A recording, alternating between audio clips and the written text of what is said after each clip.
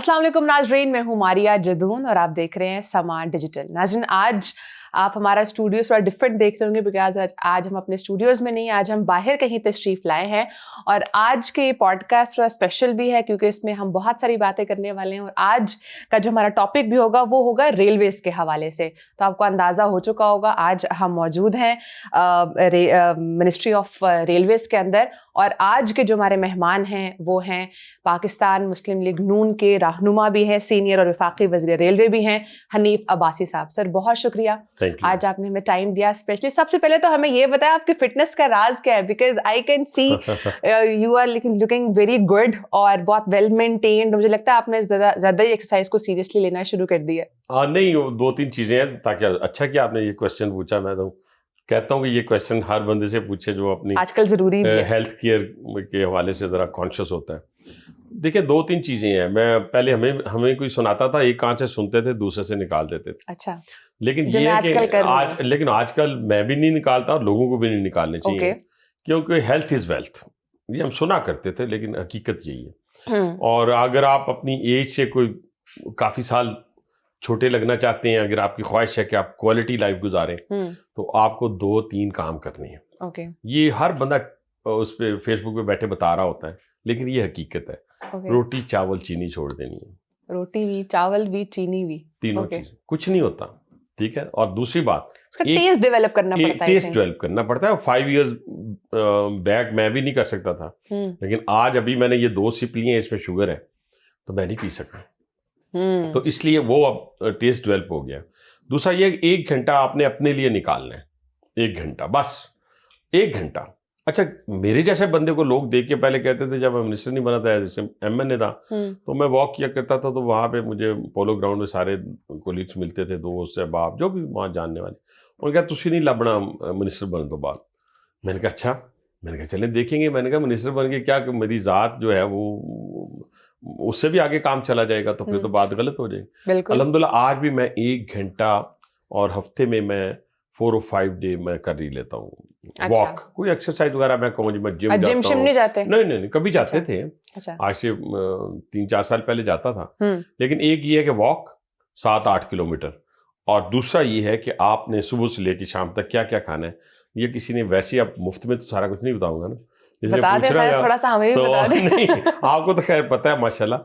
नहीं, मुझे नहीं पता ये, बस मेरे हाल से। लेकिन ये है कि बाकी जिसने पूछना है ना उसको मैंने 1 टिप तो दे दी है कि एक्सरसाइज आपने वॉक और कोई स्पेसिफिक टाइम रखा हुआ है आपने या किसी भी टाइम पर जब भी आपको टाइम मेरे जैसा बंदा कहे कि जी मैंने स्पेसिफिक टाइम रखा हुआ है तो ये झूठ होगा। ये है गाड़ी में कपड़े, गाड़ी में 3-4 मैंने ट्रैक सूट रखे हुए हैं, कम नहीं, वो 3-4 मैंने शूज रखे हुए हैं और बिल्कुल मैचिंग के साथ मैच करके शूज पहनता हूं। कि आपने फिटनेस के साथ फैशन नहीं भूलना। मैं उसको नहीं छोड़ा। तो वो अब जैसे मैं मिसाल देता हूँ आपको, लास्ट सैटरडे की मेरा 2 बजे के बाद बहुत मतलब बड़ा एक शेड्यूल था, यानी मैंने 2 बजे एक जगह जाना है, 3 और 4 o'clock 4:30 फिर 6 o'clock एक लॉन्चिंग थी गाड़ी की। तो मुझे पता था अब टाइम नहीं निकल सकेगा तो मैं सुबह उठ के 10:30 पे पोलो ग्राउंड चला गया। जब कोई बंदा ना बंदे की जात था वहाँ, कोई बंदा नहीं वॉक करने वाला, यानी कि जब भी वक्त मिले, जब भी आपके पास टाइम हो आप निकाल लें। ये नहीं हो सकता कि मैं कोई सुबह उठ के जाता हूँ, लेकिन मोस्टली इवनिंग में बिकॉज ऑब्वियसली। अच्छा, एक्सरसाइज या अपने आप को मेंटेन रखना बीइंग अ पॉलिटिशियन कितना जरूरी है आपको लगता है, क्योंकि आपको एक स्ट्रेस से भी गुजरना पड़ता है, पब्लिक एंड ऑल ये सब कुछ। अच्छा, मैं तो जब स्ट्रेस से गुजरा था ना, उस वक्त भी स्ट्रेस से नहीं गुजरा था, हावी नहीं होने दिया था उसको। और ये अल्लाह ताला की ब्लेसिंग है। तो जो मैं काम आज कर रहा हूँ ये मैं अपने शौक से कर रहा हूँ, किसी ने मजबूर नहीं किया मुझे या मजबूरी से नहीं कर रहा। लेकिन पाकिस्तान रेलवे के अंदर इस 8 से 10 माह में जो रिफॉर्म्स हुई हैं वो पाकिस्तान रेलवे में 78 साल तारीख में नहीं हुई। इसमें बहुत सारी कमी कुताई है, अभी बहुत सारी चीज़ें करने वाली हैं, बहुत सारी। लेकिन जहाँ आपके पास पीने का पानी नहीं था, जहाँ आपके पास बैठने के लिए जगह नहीं थी, जहाँ आपके पास वाईफाई आज के दौर में नहीं था, जहाँ आपके पास खाने के लिए क्वालिटी, जैसे अभी मैं क्वालिटी की बात कर रहा हूँ, मैं आपसे एक बात और शेयर करता हूँ, मैं स्टेटस कॉन्शियस नहीं हूँ। अच्छा, मैं क्वालिटी कॉन्शियस हूँ। और क्वालिटी में ये है कि दाल भी खानी है तो अच्छी होनी चाहिए, ठीक है, साफ सुथरी होनी चाहिए, अच्छी जायके वाली होनी चाहिए, वरना अगर 2 दिन भूखा भी रहना पड़े तो कोई इशू नहीं मेरे लिए। چلیے دیٹس گڈ, کیونکہ آپ ڈائٹ پہ بھی ہیں نا. اچھا ہمیں یہ بتائیں کہ آپ نے پالیٹکس کا آغاز کب, کہاں اور کیسے کیا؟ میں ایکچولی مجھے تو اسکول گوئنگ تھا نا, اس وقت سے مجھے شوق تھا دو چیزوں کا, ایک ویلفیئر کا اور ایک پالیٹکس کا. لیکن جو اس کو آپ کہہ سکتی ہیں کہ دوام بخشا یا اس کو مطلب کہ تھوڑا سا نکھار آیا, وہ میں جب ایف سی کالج میں فرسٹ ایئر میں گیا لاہور میں, تو وہ جو 4 سال میرے تھے گریجویشن تک, میں 4 سال وہاں پڑھا ہوں ایف سی کالج میں, اور وہ 4 سال کے دوران جو ہے وہ میری گرومنگ ہوئی. اور تو وہاں سے پھر میں بعد میں جب راولپنڈی شفٹ ہوا 1992 میں, تو یہاں پہ پھر میں نے ٹریڈرز کو لیڈ کیا, اپنے بازار کا آ کے میں پریزیڈنٹ بن گیا. پھر 5 سال بعد میں پورے بازاروں کا صدر بن گیا راولپنڈی کے. پھر میں نے ایک موومنٹ کو لیڈ کیا مشرف کے دور میں, اور وہ موومنٹ یہ تھی کہ سیلز ٹیکس لگایا گیا تھا جو ظالمانہ میں ٹیکس تھا, اس کو میں نے راولپنڈی, اسلام آباد اور کینٹ کے ایریے کو میں نے لیڈ کیا, اور الحمدللہ اس میں ہمیں کامیابی ہوئی. پھر 2003 میں جنوری میں پہلی دفعہ میں نے بن گیا, just I was 36 year old. اچھا 36, زبردست. اچھا یہ بتائیں آپ کے پاس سیاست میں آنے کے علاوہ اور آپشنز بھی تھے؟ آپشن یہی تھا کہ بزنس تھا نا جی. اب جیسے میرے ساتھ جنہوں نے بزنس شروع کیا تھا وہ بلینر ہیں, ٹھیک ہے, کیونکہ ان کا فوکس ہوتا تھا کام ایک ہو سکتا ہے, 2 کام اکٹھے نہیں ہو سکتے, یا سیاست یا کاروبار ہو سکتا ہے. میری گڈ لک یہ ہے, دیکھیں نا, کچھ لوگوں نے اپنے جائیدادیں بیچ کے سیاست کی, کچھ نے اپنے کاروبار تباہ کر کے سیاست کی. میں نے نہ تباہ کیا نہ اس کو زیادہ, میں سمجھتا ہوں کہ اس کو زیادہ میں اوپر لے کے گیا, لیکن یہ ہے کہ درمیانہ رہا, اور سیاست کے اندر میں نے, اللہ تعالیٰ نے وہ مجھے کامیابی دی جس کا خواب ہر پولیٹیکل ورکر دیکھتا ہے. زبردست, وہ ہم دیکھ بھی رہے ہیں. اچھا یہ بتائیں, شیخ رشید صاحب کے ساتھ آپ کی کافی گہری دوستی بھی تھی, اٹھنا بیٹھنا کھانا, تعلقات بڑے اچھے تھے, اختلاف کب پیدا ہوا؟ اچھا یہ انفارمیشن آپ کی بالکل غلط ہے, اللہ نے مجھے یہ سعادت نصیب ہی نہیں کی. اچھا یہ اللہ تعالیٰ کا میرے پہ بڑا کرم رہا ہے کہ میں ایسی سوسائٹی سے میں بہت دور رہا ہوں. جیسے میں نے کوالٹی کانشیس کی بات کی نا, میرے جو فرینڈز ہیں الحمدللہ ان کو بھی جو لوگ دیکھتے ہیں نا, جو دوست ہیں, ہر ہاتھ میں لانے والا دوست بھی نہیں ہوتا. جو میرے فرینڈز ہیں وہ کوالٹی فرینڈز ہیں, ان پہ میں شیخ رشید صاحب کو ایز اے کوالٹی پرسن نہیں, میں ان پہ اتنی بات بھی نہیں کرنا چاہتا, اور نہ ہی میں, لیکن میں پراؤڈ فیل کرتا ہوں اپنے دوستوں پہ. تو یہ میں کبھی بھی ان کے ساتھ نہیں رہا, نہ میرا ان کی سیاست کا تعلق رہا ہے. ہاں الیکشن میں نے سارے ان سے جیتے ہیں آج تک کوئی الیکشن جو ہے میں نے ان کے خلاف لوز نہیں کیا. چلیں دیٹس اے گڈ تھنگ. اچھا ہمیں یہ بتائیں, چونکہ ابھی آپ نے کچھ دیر پہلے ذکر بھی کیا کہ جب آپ اسٹریس کے ٹائم سے گزر رہے تھے تب بھی آپ نے اس کو حاوی نہیں ہونے دیا, مقدمات بھی بنے جھوٹے آپ پر, اس میں سے آپ ایکوٹل بھی ہوا آپ کا. اس سارے سچویشن کے دوران ہم ہمیشہ دیکھتے ہیں کہ جب بھی پاکستان کے اندر کسی کے اوپر مقدمات بنتے ہیں تو ایک پرومیننٹ چیز آتی ہے کہ پولیٹیکل وکٹمائزیشن ہو رہی ہے. ان کو آپ کس طرح سے دیکھتے ہیں, وہ کس طرح سے سرگرم ہوئی تھی آپ کے کیس میں؟ یا ظاہر نہ ہو, دونوں صورتوں میں آپ کو اس پاکستان میں اس پروسیس سے گزرنا ہے, یہ آپ ذہن میں رکھیں. تو اس لیے یہ کوئی بڑا ایشو ہی نہیں ہے. یہ رونے دھونے والی باتیں جو ہے نا کہ جی میں ابو جی مجھے کسی نے مارا ہے, امی مجھے کسی نے مارا ہے, یہ سیاست میں نہیں چلتا. ٹھیک ہے, آپ نے سر پھینک کے اپنا کام کرنا ہے, اور سیاست کے اندر اگر آپ کے اوپر کوئی الزام لگتا ہے, انر سیٹسفیکشن ہے, تو بات ہی کوئی نہیں, پھر تو آپ عمر قید بھی کاٹ لیتے ہیں. عمر قید سے مراد عمر قید کی سزا جو ملتی ہے آپ کو. لیکن کہیں نہ کہیں دکھ ہوتا ہے نا. تو دکھ ہوتا ہے. دکھ کس بات پہ ہوتا ہے؟ مجھے کسی ایک بڑے پالیٹیشین کی بات یاد آ رہی ہے, آپ نے بڑا زبردست کویشچن کیا. اس نے کہا کہ ایک وقت آئے گا, اب تو سیزن 2 کی ختم ہو گیا سیاست کے اندر, اب دیکھیں نا آپ معیار کیا رہ گیا آپ کا. بالکل. آپ گفتگو کیسے, ہم نے وہ اسمبلیاں دیکھی ہیں جس کے اندر ہم میکسیمم اپوزیشن میں تھے, لیکن جو ایک وفاداری تھی, ایک جو آپس کی جسے کہتے ہیں شرم حیا تھی, رکھ رکھاؤ تھی, وہ سارا آ کے 2013 میں ان تبدیلی والوں نے تباہ و برباد کر دیا. ادروائز ہر چیز قائم دائم تھی. مجھے یاد ہے کوئی ٹاک شو ایسا نہیں ہوتا تھا جس میں میں بیٹھا نہیں ہوتا تھا. 2 ہی چینل ہوا کرتے تھے, ان دونوں چینلز کے اوپر میں ہوتا تھا اور میرے ساتھ دوسرے کولیگ بیٹھے. کسی کا تعلق پیپلز پارٹی سے ہوتا تھا, کسی کا کاف لیگ سے ہوتا تھا, کسی کا ایم سے ہوتا تھا. ہم جو مرضی کہتے تھے اسمبلی میں, اسپیچ مخالفت میں کرنی, چینل پہ بیٹھ کے ایک دوسرے کے خلاف بولنا, کہ رات کو ہم کسی نہ کسی 5 اسٹار ہوٹل میں, 4 اسٹار ہوٹل میں, کسی اور جگہ کے اوپر کوسوار میں کسی کھانا اکٹھا کھاتے تھے. یہ روایات سیاست کے اندر بہت پرانی تھی, پاکستان کا. تو اس لیے یہ میں سمجھتا ہوں کہ ہماری سیاست کے اندر بڑا اندوناک واقعہ ہے کہ ہم ایک دوسرے کے ساتھ. آپ قصوروار صرف ان تبدیلی والوں کو ٹھہراتے ہیں, اس کے علاوہ اور بھی کچھ ہیں لوگ جنہوں نے رول پلے کیا؟ نہیں, میرا خیال ہے کہ ہماری سیاست کو پرگندہ کرنے میں ان کا رول ہے. لیکن آج میں اگر آپ مجھ سے پوچھیں تو ابھی ان بچوں سے جو آپ کے ساتھ آئے ہیں کسی اور سے بات کریں گی تو آپ کو راولپنڈی میں ایک تبدیلی نظر آئے گی. اب تبدیلی کیا ہے؟ تبدیلی یہ ہماری نظر میں تبدیلی یہ ہے کہ میرے نئے ہاسپٹل بن گئے, میرے پرانے ہاسپٹل اپلفٹ ہو گئے, میرے بچوں کے لیے اسکول اور کالج اپلفٹ. پہلا بچیوں کا فلڈ لائٹ کرکٹ اسٹیڈیم میں نے بنایا. اچھا, زبردست. پہلا بچیوں کا فل آسٹروٹرف میں نے بنایا فلڈ لائٹ, بچوں کا بھی آسٹروٹرف. اور اسی طریقے سے جو سالڈ ویسٹ مینجمنٹ کمپنی جو ہے میں لے کے آیا راولپنڈی کے اندر, اس کے شہباز شریف صاحب جو تھے وہ چیف منسٹر تھے. تو یہ ہم تو یہ سمجھتے, اب لوگ یہ تبدیلی کو سمجھتے کہ جتنی بڑی گالی دے گا, نہ ماں محفوظ, نہ بہن محفوظ, نہ بیٹی محفوظ, وہ اتنی بڑی چیز وائرل کرے گا اور وائرل ہوگی. پازیٹیو چیزوں کو آج کی دنیا کے اندر وائرل نہیں ہو رہی ہے. جو بات آپ نے کوشچن کیا تھا تو اس کا جواب یہ تھا کہ وہ کہہ رہا تھا, بزرگ ایک بڑا سیزنڈ پالیٹیشین تھا, بہت ہو, وہ کہتا تھا پاکستان میں ایک وقت ایسا آئے گا کہ کام کرنے والے لوگ کام کرنا چھوڑ دیں گے, اس لیے کہ پرفارمنس بیس سیاست نہیں رہے گی.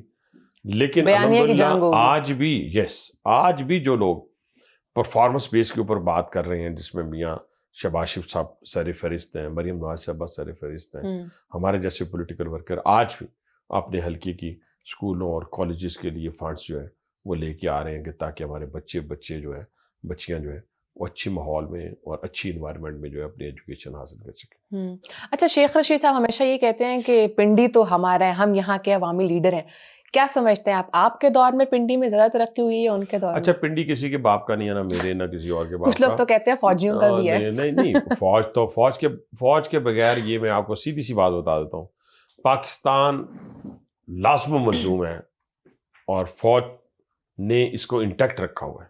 یہ آپ ذہن میں رکھیں, ایز اے نیشن ہم نیشن نہیں ہیں. ہم جب مفادات آتے ہیں تو پہلے پنجابی بن جاتے ہیں, پہلے بلوچ بن جاتے ہیں, ایسا ہی ہے, پہلے پختون بن جاتے ہیں, پہلے ہم کشمیری بن جاتے ہیں, اور یہ پاکستانیت ختم ہوئی. تو اس کو انٹیکٹ رکھنے والا اگر کوئی ادارہ موجود ہے تو وہ افواج پاکستان ہے. جہاں تک رہ گیا پنڈی کا تعلق, پنڈی کسی کا تھا تو وہ کیسے تھا؟ جب لوگ ووٹ دیتے تھے. جب لوگوں نے ووٹ نہیں دیا تو اس کا مطلب نہیں ہے, ٹھیک ہے نا. تو ہم نے تو ہمیشہ جو ہے اللہ تعالیٰ نے ہمیں کامیابی دی. ایک دفعہ اگر ہم نے لوز بھی کیا تو پھر بھی 70,000 ووٹ پڑے, یہ نہیں ہو 11,000 9,000 3,000 with a big margin. تو اس لیے یہ بس یہ پنڈی والوں کا ہے, جس میں ساروں کا ہے, میں کسی کو نہیں کہتا, پنڈی والوں کا ہے. اچھا بھائی صاحب, میں یہ بتائیں, آپ نے کہا کہ پنڈی جو ہے وہ پنڈی والوں کا ہے. پاکستان تحریک انصاف 2018 کی اگر بات کریں تو بہت مقبول جماعت تھی اس ٹائم پر, جیت کر وہ آئے بھی آگے. اس دوران آپ کیا سمجھتے ہیں کتنا نقصان پہنچا راولپنڈی کو, اور اسپیشلی آپ کا ٹائم اس ٹائم پر کیسے گزرا؟ دیکھیں وہ تو بڑا بھیانک, میں کہتا ہوں ٹف ٹائم کہہ لیں, لیکن بھیانک سیاست کے لیے تھا. میرے لیے نہیں, ہمیں تو ایکسپیکٹیشن تھی کہ یہ ہونے والا ہے. اوکے, یہ کوئی اتنی بڑی میرے لیے کوئی سرپرائز نہیں تھا. مجھے پتا تھا انہوں نے کیا ہوا ہے. اس کے بعد ڈیٹ کا پیچھے آ کے مجھے کورٹ میں کھڑا کرنا, الیکشن سے 4 دن پہلے, کچھ دن پہلے آپ کو ڈسکوالیفائی. اور یہ دیکھیں مکافات عمل ہے. اب یہ جو شخص, اب روز میں آپ بار بار نام لیتی ہیں, مناسب نہیں, میں تو ایک دفعہ بھی نہیں لیا.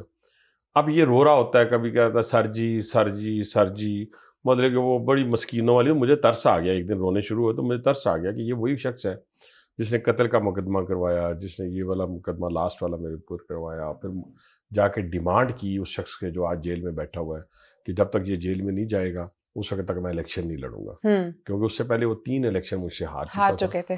تو اس وجہ سے پھر وہ میں چلا گیا. اب دوسری طرف بھی میرا ایک کولیگ لڑ رہا تھا, تو کہنے سے مراد یہ ہے کہ وہ الیکشن چھینا گیا, زبردستی چھینا گیا. یعنی اگر آپ اتنے ہی پہلوان تھے تو 4 جولائی اور 25 جولائی اور 21 جولائی میں کیا فرق تھا؟ 4 دن کا فرق تھا. وہ ہار جاتا, میں ہارنے کے بعد مجھے گرفتار کر لیتے, وہ زیادہ اچھا تھا. لیکن کیونکہ ان کو ساری رپورٹس یہ تھی کہ یہ بندہ جیت رہا ہے, تو یہی طریقہ کار ہے کہ اس کو جیل میں بھیج دیا جائے. لیکن جیل میں جانے کا دیکھیں, اللہ تعالیٰ نے ہر شر میں سے خیر رکھی ہوتی ہے. ہو سکتا ہے کہ وہ جیل میں جانا میرے لیے بہت زیادہ جو ہے, میں آدھے گھنٹے کی اللہ تعالیٰ سے پناہ مانگ کے بات کر رہا ہوں, کیونکہ کبھی بھی آزمائش کی خواہش نہیں کرنی چاہیے. لیکن آزمائش آ جائے تو اللہ ہی ہمت دیتا ہے. ایسا ہی ہے. اور نہ ہم بگوڑے ہوئے, نہ ہم اس میں روئے پیٹے, نہ ہم نے کوئی اپنا ویل چیئر کا استعمال کیا, اللہ تعالیٰ نے ہمت دی اور اس میں ہمیں کامیابی ہوئی. تو اس لیے وہ ایک آزمائش کا وقت میں کہوں گا, مشکل وقت نہیں کہوں گا, اور اس میں اللہ تعالیٰ نے بڑی گریسفلی ہمیں وہاں سے سرخرو کیا. اور آپ کو کیا لگتا ہے اس پورے ٹائم فریم میں راولپنڈی کا کتنا نقصان ہوا؟ آپ دیکھ لیں اس پورے 2018 سے لے کے یا 3 سال 3.5 سال حکومت رہی, کوئی ایک پروجیکٹ چھوٹا سا چھوٹا بتائیں. لیکن ہم نے تو وہاں نئے ہاسپٹلس بنائے, Rawalpindi institute of cardiology, Rawalpindi institute of urology, اور اس کے علاوہ اپنا میٹرو, صفائی کا نظام, پھر اس کے بعد بریجز, چاندنی چوک, بہت سی جگہ پہ انفراسٹرکچر بہتر ہوا, صدر ہر جگہ کے اوپر کھیل کے میدان بنے, بچیوں کے اسکول کالجز بنے, ان کے کمرے بنے, ان کے لیے یونیورسٹیز کے اندر اپلفٹنگ ہوئی. یعنی کوئی ایسا کام نہیں تھا, پارکس بنے, کوئی ایسا کام نہیں تھا جو راولپنڈی نہ ہو. تو اس کے بعد مجھے بتائیں ہوا کیا اس 4 سال میں؟ اب پھر دوبارہ ہم نے بیڑا اٹھایا کہ ہم دوبارہ اس راولپنڈی, تو محنت زیادہ کرنی پڑ رہی ہے آپ کو. اچھا, ابھی جو کہ آپ وفاقی وزیر ریلوے بھی ہیں, تو ہمیں یہ بتائیں کہ ہم نے خود دیکھا ریلوے کے اندر بہت بہتری بھی آئی ہے, بہت چیزوں کی ڈیولپمنٹ بہتر بھی ہوئی ہے, آپ لوگوں نے نئے اسٹیشنز بنائے, نئی چیزیں کافی زیادہ کی. لیکن ایک جو پرابلم ہے جو بہت زیادہ دیکھنے میں آ رہا ہے وہ ہے کہ پٹریوں کا بنیادی مسئلہ, وہ تب کی ہیں جب سے برطانوی دور کی بنی ہوئی ہیں. اس حوالے سے مجھے بتائیں کہ ان کی اپ گریڈیشن کب ہوگی, اور اس حوالے سے بات آپ نے کی. دیکھیں, اگر میں صرف پٹریوں کا انتظار کرتا رہتا تو پھر میرے اسٹیشن جہاں پانی نہیں تھا, جہاں لائٹ نہیں تھی, جہاں بیٹھنے کی جگہ نہیں تھی, جہاں وائی فائی نہیں تھا, جہاں ATM مشینز نہیں تھی, جہاں POS مشینز نہیں تھیں, جہاں پہ CAP لاؤنجز نہیں تھی, ویٹنگ ایریا نہیں تھا, فیملی کے ایریا نہیں تھا جہاں بندے بیٹھ سکیں. آج میں آپ کو اسٹیشنز گن دیتا ہوں, آپ ان اسٹیشنز کو خود اپنے کیمرے کے ساتھ رات کے 12 بجے وزٹ کریں. گندگی کے ڈھیر ہوا کرتے تھے, آج الحمدللہ ہم نے آؤٹ سورس کیا ان کو, صفائی ستھرائی کو, ہم نے CAP لاؤنجز کو, وائی فائی ہم نے لگا دیا. راولپنڈی گولڑا اسٹیشن اسلام آباد کا, مارگلا اسٹیشن لاہور, راولپنڈی کا چکلالہ مین اسٹیشن. اور مین اسٹیشن کی خوبی اور بتا دوں, اسلام آباد ایئرپورٹ کے بعد پاکستان کے اندر دوسرا جو سمارٹ اینڈ سیف اسٹیشن بنا ہے, یا دوسری سمارٹ اینڈ سیف جگہ بنی ہے, وہ راولپنڈی کا ریلوے اسٹیشن ہے. 184 کیمراز لگے ہیں وہاں پہ, اور پورا اس کا کنٹرول روم بنا ہے. تو وہ لاہور کے تینوں اسٹیشنز, رائے وینڈ, کینٹ, مین اسٹیشنز, ایسکلیٹر لگ گئے. پھر اس کے بعد خانیوال, ملتان, کراچی کے تینوں اسٹیشنز. پھر اب روڑی بنانے جا رہے ہیں 1 ارب روپے کی لاگت سے. بات آپ نے کی کہ میں نے ٹرینز کی گریڈ اس کو اپ گریڈ کرنا شروع کیا. اب پٹری کی بات ہے, یہ تو میں پیسنجر فیسیلیٹیشن کی بات ابھی کر رہا تھا. مین 1861-1871 کے ہماری پٹری ہیں, جو کہ میں سمجھتا ہوں اولڈ انفراسٹرکچر سنس 1861. تو آپ ٹرین کو پکڑ کے اوپر رکھتے ہیں, پھر اتر جاتی ہے, پھر پکڑ کے اوپر رکھتے ہیں, لیکن اس کا حل نکال دیا. کسی نے نہیں سوچا 78 سالہ تاریخ میں. آج بھی میٹنگ ہے آپ کے پروگرام کے بعد بھی ایشین ڈیولپمنٹ بینک کے ساتھ پرائم منسٹر صاحب ہیڈ کر رہے ہیں. پرائم منسٹر صاحب نے کہا کہ بھی سب سے پہلے میں کیا بنا کے دوں. میں نے کہا سب سے پہلے ہمیں روڑی کراچی بنا دیں 480 کلومیٹر. وہ آپ سمجھیں کہ جسے انسان کا جسم ہے, اس کے اندر دل جو ہے نا, یہ بہت امپورٹنٹ ہے. اسی طرح پاکستان ریلوے کے اندر جو مین آرٹری ہماری ہے وہ ہے اپنا روڑی کراچی 480 کلومیٹر. انشاءاللہ میرے اللہ نے چاہا تو ہم جولائی 2026 میں اس کی گراؤنڈ بریکنگ کریں گے. کیونکہ پروسیس ہے لمبا, لیکن اپروول ہو گئی ہے $2 بلین کی, 2 ارب ڈالر کی. ایک ہے نوکنڈی سے روڑی 900 کلومیٹر, اس کا بھی ٹینڈر ہونے والا ہے. اس کی گراؤنڈ بریکنگ اپریل 2026 میں کریں گے. یہ آپ کو نا لے جائے گا وہاں پہ چاگی میں, اور وہاں پہ ہم نے RDMC کے ساتھ ایگریمنٹ کیا ہے برج فائنانسنگ کے ذریعے $485 ملین, $585 ملین کا. اس میں 400 جو ٹریک ہے 400 کلومیٹر کا نیا ہوگا, باقی اس کی. اسی طرح پنجاب حکومت نے اپنی کیبنٹ نے اپروو کر کے ہمیں بھیجا ہے راولپنڈی لاہور. ہم کو اسی ٹرین پہ آپ کو میں 2.5 گھنٹے میں لے کے جاؤں گا. اسی ٹرین پہ, کسی بلٹ ٹرین کی ضرورت نہیں ہوگی, کیونکہ یہ سنگل ٹریک ہے, پرانا ٹریک ہے, سگنلز نہیں ہیں. تو ان ساری چیزوں کو ہم ایڈریس کریں گے, نیا ٹریک بچھائیں گے. کیونکہ جب تک ٹریک نیا نہیں ہوگا تو وی کی ناٹ انٹروڈیوس بلٹ ٹرینز, وہ پھر وہ نہیں ہو پائیں گی. تو ہم وہ بھی اب پنجاب کیبنٹ نے اپروو کر دیا. اب فیڈرل گورنمنٹ کے پاس پڑا ہے. DPM کی سربراہی میں کمیٹی بنائی ہے پرائم منسٹر صاحب نے. کل اس کا میں بھی ممبر ہوں, کل اس کی میٹنگ ہے. انشاءاللہ کل ہم بھی اپروو کر دیں گے, تو پنجاب گورنمنٹ کا انیشیٹو ہوگا. چلیں, اس کے لیے بھی گڈ لک. اچھا یہ بتائیں, ہم کافی عرصے سے خبریں سن رہے تھے پرائیویٹائزیشن کی, اس حوالے سے کیا اپڈیٹس ہیں اور کس حد تک کریں گے آپ؟ ایک اسٹریٹجک ایسٹ ہے یہ, وہ نہیں ہے کہ آپ پرائیویٹائز اس کو کر دیں. یہ اسٹریٹجک ایسٹ ہے, کمپلیٹلی نہ بھی ہو, ہافلی. لیکن ہم نے اس کو کرنا کیا ہے, جیسے میں نے آپ کو کہا کہ ہم چیزوں کو آؤٹ سورس کر رہے ہیں. جیسے اب ہمارے اسکول ہیں, یہ بہت بڑی خوشخبری ہے میرے ان بچوں کے لیے، پاکستان ریلوے کے جو امپلائیز ہیں ان کے بچوں کے لیے. ابھی 6 اسکول میں نے آؤٹ سورس کیے ہیں، کراچی اور لاہور کے. ان اسکولوں کے اندر میرے ایک اسکول میں بچے پڑھ رہے تھے 700، ایک میں 1100، ایک میں 500 یا ایک میں 400، اس طرح 6 کے 6. وہاں پہ کیپ کر دیا کہ وہ بچے اتنی تعداد میں ریلوے کے امپلائیز کے بچے پڑھیں گے. لیکن اب پڑھیں گے کہاں پہ؟ ابھی تو وہ استبل میں بیٹھے ہوئے ہیں، گندے کلاس روم ہیں، ٹوٹے ہوئے بینچز ہیں، لائٹ نہیں ہے، گرمیوں میں بہت گرمی ہے. اب وہ میرا بچہ جو ہے اے سی والے کمرے میں پڑھے گا. وہ اس کے علاوہ اچھی لیبس، انفراسٹرکچر چینج ہو جائے گا، گراؤنڈس بن جائیں گے، پلے گراؤنڈس بن جائیں گے. ہم 17% گراس ریونیو میں پروفٹ لیں گے زبردست پرائیویٹ سیکٹر سے. ٹھیک ہے. اور میرا بچہ جو ہے 1000 جو آج فیس دے رہا ہے یا 2000 دے رہا ہے وہی دے گا. 60 بیٹھا ہوا بچہ 60,000 70,000 دے گا. یہ فرق آیا ہے. اسی طرح ہاسپٹلز آؤٹ سورس کرنے جا رہے ہیں. انڈور میرا امپلائیز جو ہے 100% فری علاج ہوگا. لیکن کیسے ہاسپٹلز میں؟ جیسے آغا خان ہے، جیسے شفا ہے، اس طرح کے ہم میڈیکل کالج بنانے کی بھی پرمیشن دے رہے ہیں. تو اب یہ آپ سمجھیں کہ پرائیویٹ تو نہ ہوا، یہ تو ہوا کہ آپ نے اپنے سارے امپلائیز کو پروٹیکٹ کر لیا اور ان کو کوالٹی ایجوکیشن کا اور کوالٹی انوائرمنٹ دے دی اپنے ایجوکیشن انسٹیٹیوشنز کے اندر اور ہاسپٹلس کے اندر. ان کے والدین کے لیے، ان کے بچوں کے لیے، اپنے لیے 100% انڈور فیسلٹیز جو ہیں فری ہوگی. تو اس سے بڑی اور کیا بات ہو سکتی ہے؟ ٹھیک. اچھا، میں پاکستان ریلویز کے حوالے سے اسپیسیفکلی بات کرتی کہ اس کے حوالے سے بھی کچھ پرائیویٹائزیشن کی باتیں چل رہی تھی، کہیں پر خبریں چل رہی تھی کمپلیٹلی ہوگا، کہیں پر ہوگا ہافلی ہوگا. اب ٹرینز ہم آؤٹ سورس کر رہے ہیں، 11 ٹرینز آؤٹ سورس کر رہے ہیں، فریٹ ٹرینز آؤٹ سورس کر دی ہیں، کر بھی رہے ہیں. ٹھیک ہے، یہی آؤٹ سورسنگ ہے. اور کیا کرنا ہے؟ اور کسی اسی طرح ہماری جو پراپرٹیز ہیں، زمینیں ہیں، اس کے لیے پرائم منسٹر صاحب نے ایک ریڈیمکو کے نام پہ ایک کمپنی بنائی ہے پاکستان ریلوے میں. اس کا بورڈ انہوں نے سلیکشن کیا، بڑا ہائی فائی بورڈ ہے وہ. اب وہ جو پرائم ہماری لوکیشنز ہیں وہاں سے پراپرٹیز کو اٹھائیں گے، مارکیٹ میں لے کے جائیں گے، اور مارکیٹ میں جا کے وہاں پہ ہم بیچ تو سکتے نہیں، لیکن ہم لیز دیں گے. اور اس لیز کے اوپر جو بڑی ہماری پرائم لوکیشنز ہیں 33+33 66 سال کی، اس کے اندر جا کے ہم لوگوں کو آفر کریں گے کہ یہاں پہ کیا بنائے، مال بنے، یہاں پہ کوئی ریزیڈینشیل ٹاور بنے، کیا بنے. وہ پھر کنسلٹنسی کے بعد پھر ہم اس کو اناؤنس کرتے ہیں. ٹھیک ہے. اچھا بھائی صاحب، میں یہ بتائیں کہ نواز شریف صاحب سے کتنا کلوز آپ کا ریلیشن شپ ہے، اور کیا ہم ان کو 4تھی دفعہ وزیر اعظم بنتا دیکھ سکیں گے، یا وہ بیک اینڈ پہ رہ کر ہی گائیڈنس دیتے رہیں گے؟ یہ فیصلہ تو میاں صاحب نے کرنا ہے، لیکن جہاں تک ریلیشن کی بات ہے ان کے بارے میں تو شہباز شریف صاحب بھی یہی کہتے ہیں، مریم نواز صاحب بھی یہی کہتے ہیں، ہمارے جیسا کارکن بھی یہی کہتا ہے. ہم سب کے لیڈر جو ہیں وہی ہیں. اور کلوز ریلیشن کی یہ میں مثال دوں گا کہ میں نے کہا جی میں نے یہاں سے الیکشن لڑنا ہے، انہوں نے کہا جی یہاں سے لڑنے. میں نے کہا اب یہاں سے اب ادھر سے لڑنا ہے، انہوں نے کہا جی ادھر سے لڑنے. اس سے بڑا پھر ریلیشن اور کیا ہو سکتا ہے؟ حالانکہ آپ کو کھلی چھوٹا کوئی بھی بات کہنے کی کوئی بھی چیز کبھی قدغن نہیں لگی. اور کبھی یہ نہیں ہوا کہ پولیٹیکلی جس چیز کی میں نے خواہش کا اظہار کیا ہو تو وہ ان سے مجھے نہ ملی ہو.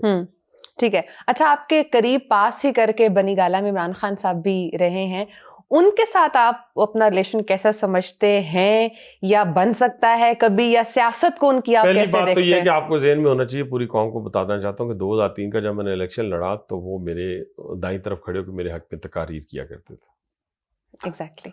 اور دوسری بات یہ ہے کہ پھر وہ ان کا ایک کیس آیا جس کیس کے اوپر میں نے انیشیٹو لیا فارن فنڈنگ والا. اس کے بعد میرے ان کے اختلافات شروع ہو گئے، اور اس کے بعد وہ میرے خلاف الیکشن لڑنے آ گئے.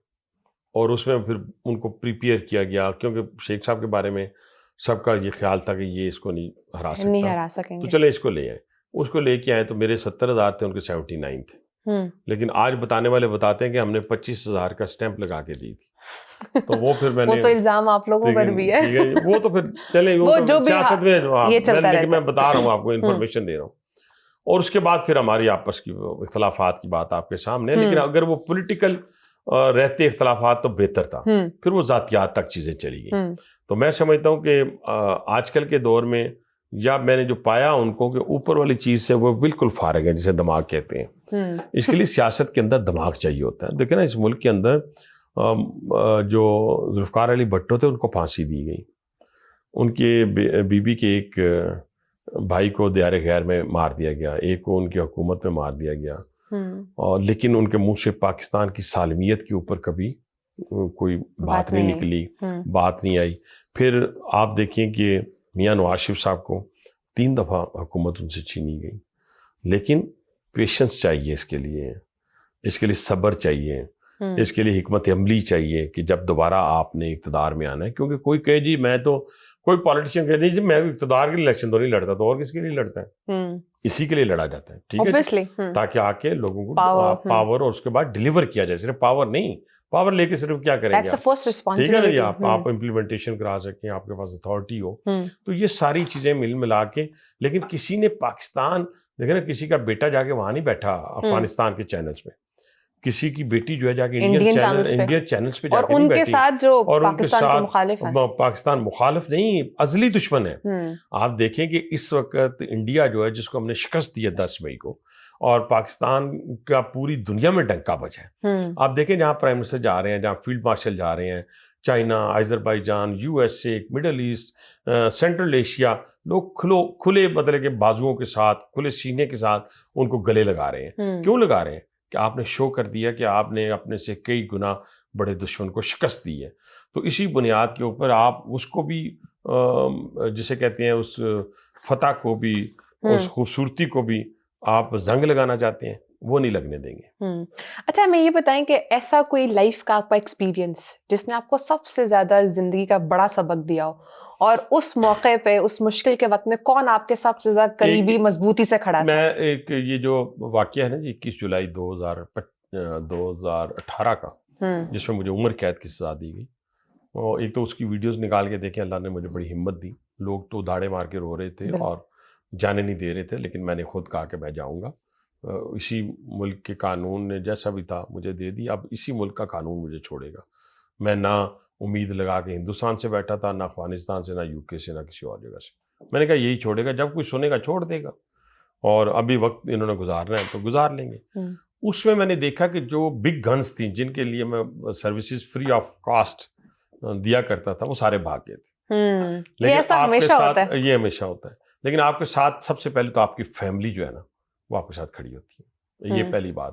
دوسرا، آپ کے ساتھ وہ سنسیئر فرینڈز جو میرے ساتھ، جب میں پنڈی آیا تھا تو میرے ساتھ میرے دوستی ان کے ساتھ ہوئی، وہ میرے ساتھ کھڑے رہے.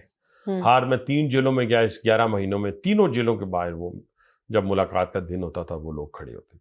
ان کے نام لیں گے؟ میں ایک مناسب نہیں ہے کیونکہ بہت تعداد تھی ان کی، 7-8 نہیں تھے. پچھلی دفعہ میں نے 2-3 کے نام لیے تو وہ ان کو بھی نظر لگ گئی، اور باقیوں کا جو تھا وہ پھر انہوں نے کہا. لیکن میں صرف آپ کو ایک بات بتاتا ہوں مکافات عمل کی.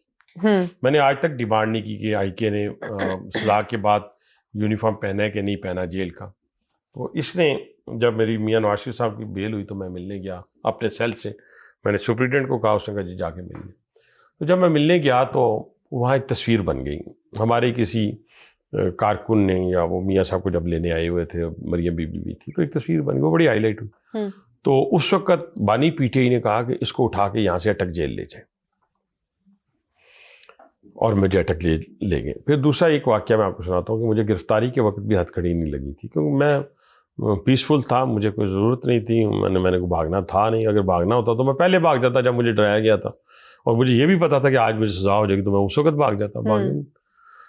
لیکن ایک دن ہوا یہ کہ میں اپنے سیل میں تھا لاہور، تو مجھے انہوں نے اس دن کسی کا سیل نہیں کھلا، تو میں بڑا پریشان ہوا کہ آج بھی کوئی موومنٹ کوئی نہیں ہے.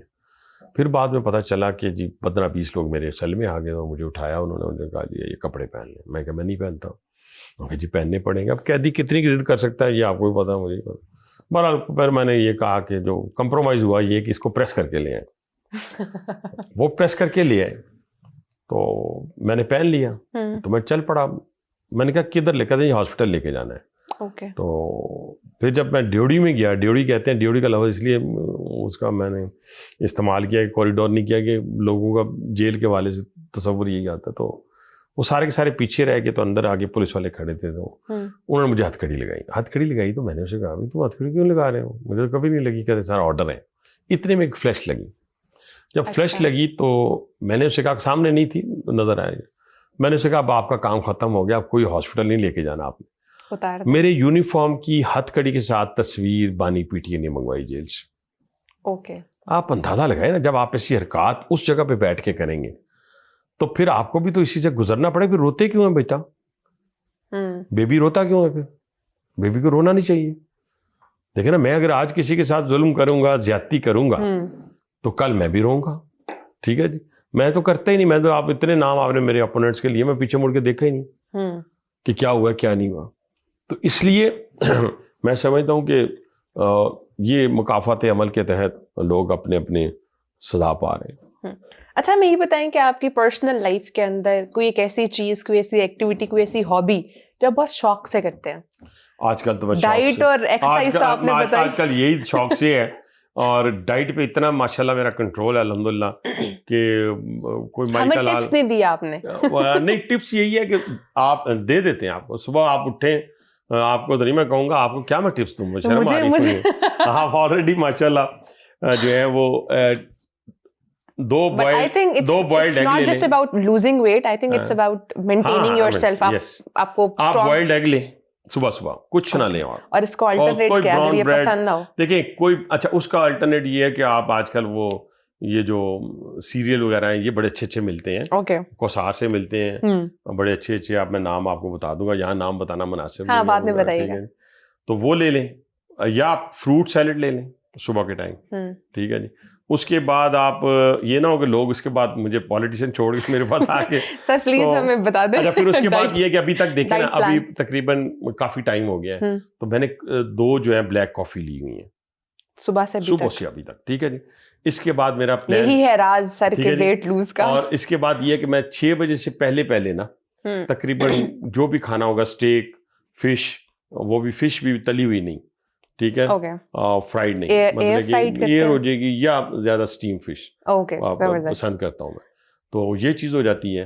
اور کوئی کہے گا جی تو اسٹیم فش کھا سکنا ہے, اپنا اسٹیک کھا سکنا ہے. اچھا بھائی جان, آپ سبزیاں کھا لیں, ویجیٹیبل کھا لیں. اب میرے خیال سے آپ دالیں لے لیں, آپ ویجیٹیبل لے لیں, دالیں. میں ملکٹانی سوپ بہت پیتا ہوں, ٹھیک ہے, میں پیتا ہوں اس کو, آپ دال کھا لیں. اچھا کچھ نہ ہو تو میں دال چمچ کے ساتھ کھاتا ہوں, اس میں ادرک, اس میں لہسن, اس میں باقی چیزیں ساری ہوں, تو میں اس میں ہری مرچ کاٹ لیتا ہوں, تھوڑا سا سیلڈ ڈال لیتا ہوں, تو چمچ کے ساتھ کھا لیتا ہوں. یہ کر لیں, ہر چیز کا الٹرنیٹ موجود ہے, کمٹمنٹ ہونی چاہیے آپ کے اندر, یہ سب سے ضروری ہے. اچھا یہ بتائیں, لوگ ہمیشہ کہتے ہیں آپ کی پرسنالٹی کے اندر ایک جالی پن بہت زیادہ ہے, یہ بچپن سے تھا آپ کے اندر یا وقت نے سکھایا؟ باقی تو لوگ کہتے ہیں جی کہ آپ کو ہم غصے والا دیکھتے ہیں, لیکن جالی پن یہ ہے کہ میں مطلب کہ اکثر اپنی فیملی میں بھی جو تھوڑا سا پتہ نہیں آپ کو سن کے کہیں اور ہی نہ آپ مطلب میں سب کو کہتا ہوں کہ آپ پریشان نہ ہوا کریں, ماضی گیا ختم, میں روز بیٹھے عمر قید روتا رہوں, اس کا فائدہ کوئی نہیں. اچھا فیوچر کی آپ کو فکر نہیں ہونی چاہیے, پلاننگ ضرور ہونی چاہیے, مرے نہیں جانا چاہیے. یہ جو آپ کا پریزنٹ ہے نا, اس میں جیئیں, سب کو کہتا ہوں اس میں جیئیں, اور سب سے پہلے یہ ہے کہ اللہ کا شکر ادا کریں. ٹھیک ہے, میں اللہ کا بہت شکر ادا کرتا ہوں, اور میں کسی چیز کے پیچھے بھاگتا نہیں, ٹھیک ہے نہیں, اور اللہ تعالیٰ خود بخود آپ کی نیت کا آپ کو مل جاتا ہے. میں میرے جو دوست ہیں, ہم گھنٹہ 1.5 گھنٹہ ہنستے رہتے ہیں, اگر کوئی بہت بڑی پلاننگ بھی کرنی ہے تو ہنس کے کر لیتے ہیں, دل میں رہنے نہیں دیتا میں. میرے چہرے سے میرے دوست کہتے ہیں غصہ اور خوشی دونوں یہاں ہو جاتے ہیں. چلیے زبردستی, میں آپ ایک دم ایکسپوز ہو جاتے ہیں. اچھا ہمیں لاسٹلی یہ بتائیے گا کہ جو نیکسٹ آنے والی جنریشن ہے, نئی نسل ہے, اس کے لیے کوئی ایک میسج دینا چاہیں گے؟ بڑا اچھا, میں کوئی انٹلیکچوئل بھی نہیں ہوں, ان میں سے بھی موٹیویشنل اسپیکر, ہاں وہ کہہ سکتے ہیں ایک پولیٹیکل ورکر ہونے کی حیثیت سے سچائی کی طرف دیکھیں, حقیقت میں رہیں, سچائی کی طرف دیکھیں, حقیقت میں رہیں, اور آپ کو ملے گا تب جب آپ محنت کریں گے. شارٹ کٹ سے جو چیز آپ لیں گے وہ بہت ٹیمپریری ہوگی اور اس کا نقصان ہو سکتا ہے, اور جو چیز آپ سٹیپس کے ساتھ اس کو اچیو کریں گے, دیکھیں نا آپ سٹیپس کے نیچے اتریں گے اپنے فلور سے تو زیادہ اچھا ہے نا, اگر چھلانگ ماریں گے تو ٹانگیں ٹوٹ جاتی ہیں میری, ٹھیک ہے, میں اپنی بات کر لیتا ہوں, یا میں بھاگ کے چڑھنا چاہوں گا تو چڑھ تو جاؤں گا لیکن سانس ادھر ہوگا. تو کہنے سے مراد یہ ہے کہ آپ نے اسی طرح جیسے فلور چڑھتے ہیں, بس یہی آپ زندگی کے اصول اپنا لیں. چلیں, تھینک یو سو مچ سر. ہمیشہ سر کا کہنا یہ ہے کہ ہمیشہ سچ کی طرف دیکھیں, سچ کی تلاش کریں, اور ہمیشہ محنت کو جو ہے وہ اپنائیں. بہت شکریہ سر, آپ نے ٹائم دیا. انشاءاللہ it was really lovely having you. ناظرین انشاءاللہ آپ سے نیکسٹ پوڈ کاسٹ سے ملاقات کریں گے, تب تک کے لیے اپنا بہت سارا خیال رکھیے. اللہ حافظ.